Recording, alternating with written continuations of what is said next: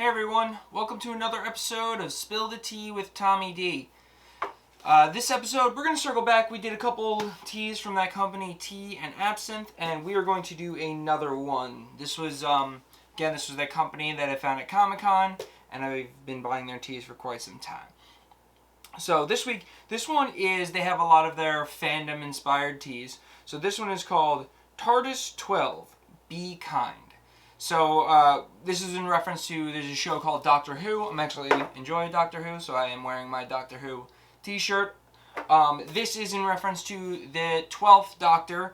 Show's been on the air since like the 60s or something, but this was the 12th one. His name was Peter Capaldi, and be kind was like his kind of phrase he would tell people that they should be kind. And we need that now, because things are crazy. So, Be Kind by Tea and Absinthe is a mixture of black puerh tea, which remember that's that kind of, this would be a cooked puerh, but that's the black tea that's been fermented. It's got a really high caffeine.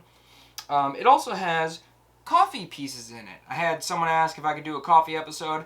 I don't know a ton about coffee, but this one has coffee pieces in it, which I've seen before with some puerh black teas. So puerh, coffee, cocoa bean pieces, almond pieces, and jasmine petals. So this is gonna definitely be that woo! Get up in the morning kind of jolt you're going to need between the coffee and the puerh. Let's take a nice whiff. So, not surprising, coffee's very pungent. So it has just that kind of rich, almost chocolatey-like aromas between the puerh tea and the coffee flavors. So very rich and bold.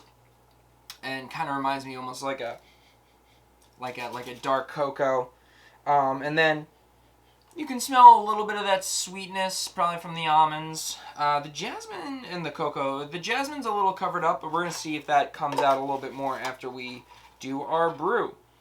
So we're gonna do. This one says 3 to 7 minutes. I'm gonna use my 12-ounce mug today, so I'm gonna do 3 teaspoons, and we'll do 3 minutes. So 3 teaspoons in my little cup. Alright, so I can see the little ground up pieces of coffee beans. I'm assuming they're ground a little coarse because this is a loose leaf tea. I see the black tea leaves, I see the jasmine petals, I see the cocoa nibs, the little tiny little bits of chocolate, and I see the almonds. Cool, so we're going to put that in our cup. This is because black tea and coffee, we don't have to worry about temperature.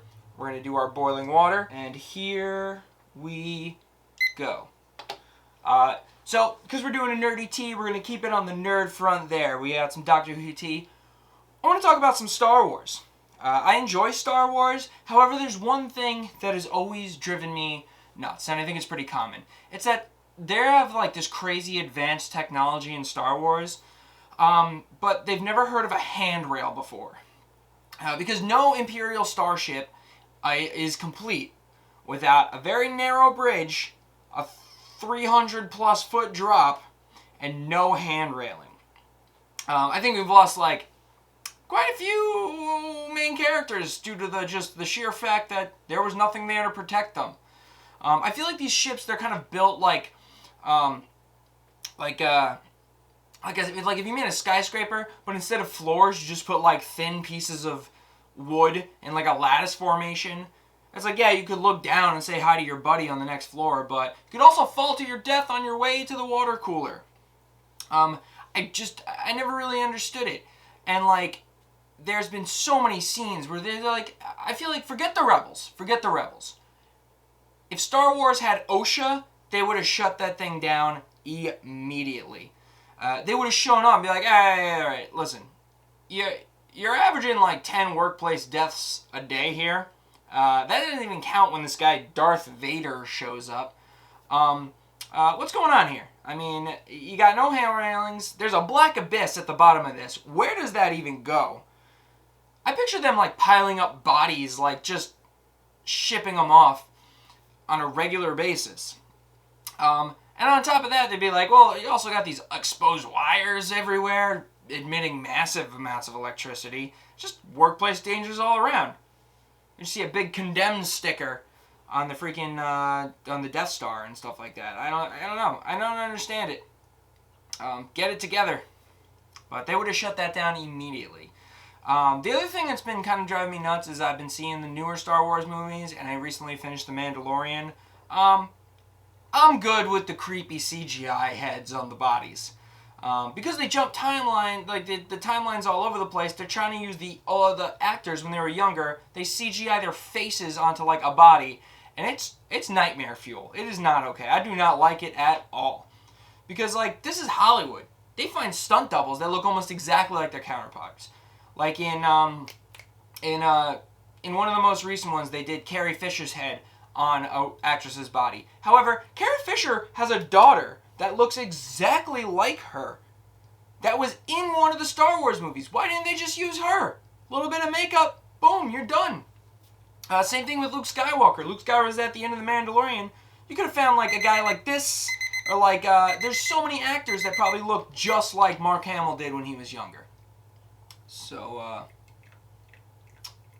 thanks Star Wars for not letting me sleep at night.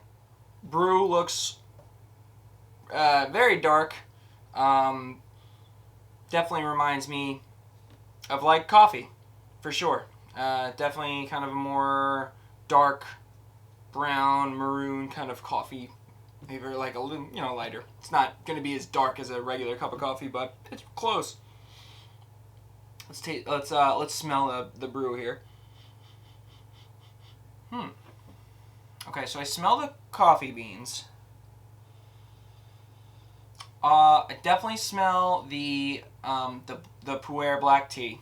That kind of rich, earthy kind of, even that little bit of mushroominess from the puerh.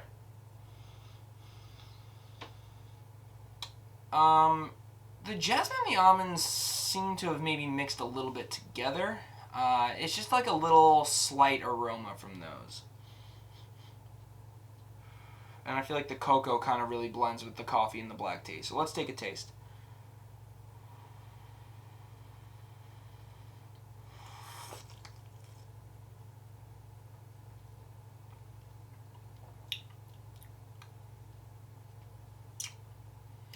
Yeah, the bitterness from the coffee and that little astringency from the tea hits me on the tongue. But what is interesting is around like the roof of my mouth, I did get that like sweetness from the almonds and the cocoa.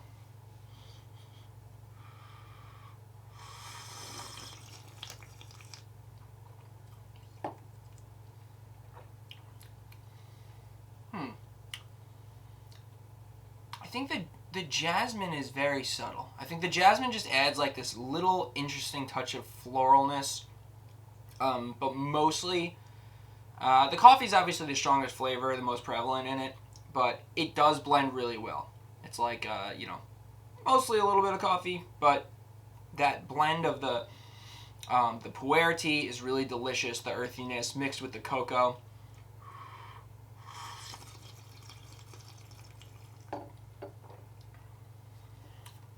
Yeah, we got, it's bold, it's sweet from the chocolate. I would definitely say I get that earthiness from the puerh tea, that mushroom.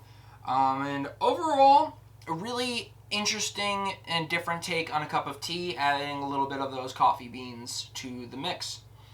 So, yeah, if you want a nice transition, if you want to maybe try some teas, but you're a coffee drinker, this is your jam right here. This is it. This is how you make that jump. You don't have to be a full-time tea drinker or a full-time coffee drinker, but you could try something different. So, pick up some TARDIS 12, Be Kind, by Tea and Absinthe.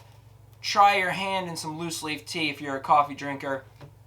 Star Wars, Disney, stop being weird with the heads. Put a handrail in. And, please like, share, and subscribe as always. Smash that like button.